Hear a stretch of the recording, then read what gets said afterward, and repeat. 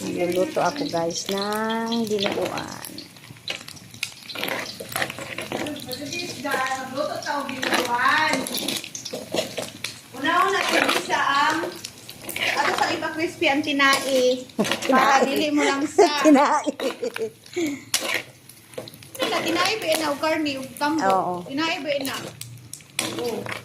Sangkot siya sana sa sangkot siya sana, sangkot siya. Tapos sa pikas ka ha, mag-isa ta og ahos, tambal sa high blood. Ipagsabay na sila. Bombay.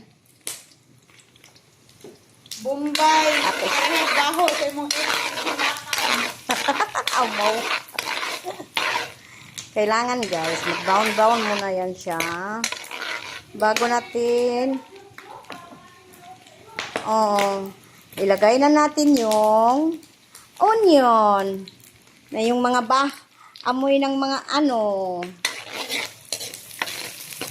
mga baho sa inyong ilok nga murag onion, murag suka nga aslom kayo.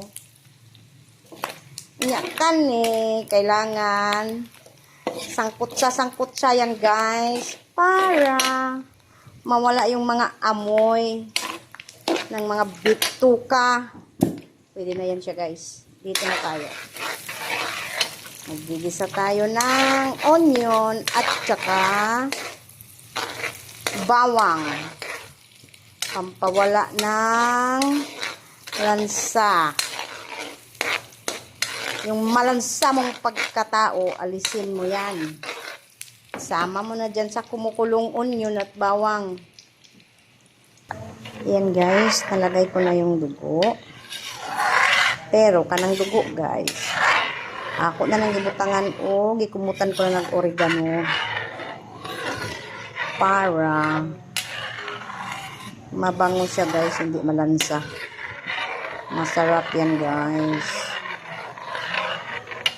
Hukay lang ng hukay.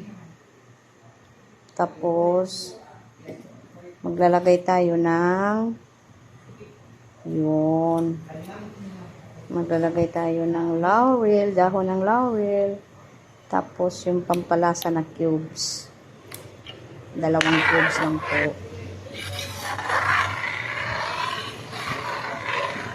Ito na po yung natin, yung bituka, at saka yung laman, at saka taba. Ihahalo ko yan dito mamaya guys pag nagkumulo na siya. Tapos hukay ka lang ng hukay hanggang sa maluto siya, yung malapot na, saka mo ilagay yung atsal at saka siling espada. Ganun lang po guys, simple lang. Ayan guys, kumukulo na siya. Pwede na natin ilagay dito ang ating ito yung guys, yung taba, laman at saka bituka. Ilagay na natin siya. Pero inano ko muna yan guys ha. Dapat ganito, brown na siya. Yung pinaano nyo na yung mantika. Sangkot siya na siya. Ilalagay na natin yan. Sarap ito guys.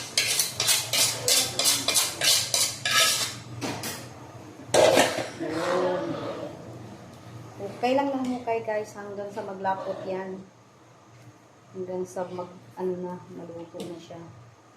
Talagang lutong-luto na yung dugo guys. Para hindi na maamoy.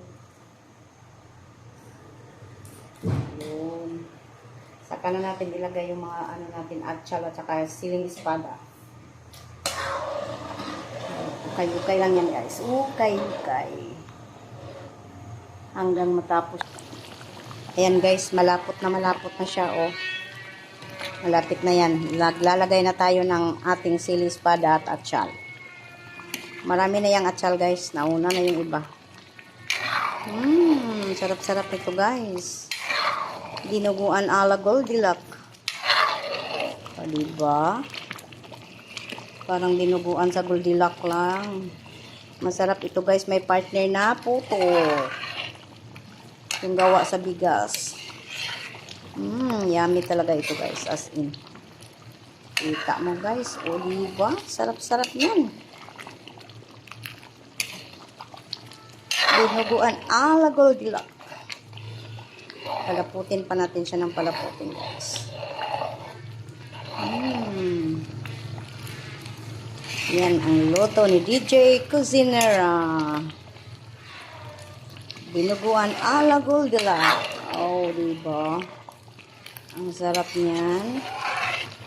Hindi lang puro sayaw at kanta ang alam ni DJ Cuisinera. Marunong din siyang magluto ng dinuguan ala Goldilocks. Ganon yun. Oh, ha? Oh, ha? Sarap-sarap niyan. Ang bango-bango pa.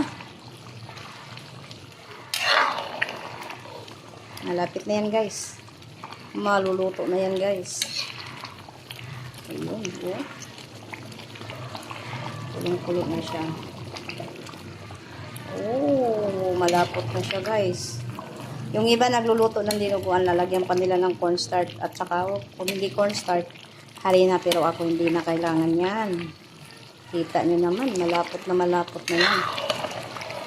Oh, diba? Yun. Perfect. Ayan. Pero para bukas pa to, guys. Niluto ko lang ngayon. Hindi man ito mapapanis kasi suka ang ginagamit nito eh. Okay. Tapos na po ang ating dinuguan. Dinuguan ala Goldilocks na luto ni DJ Flor.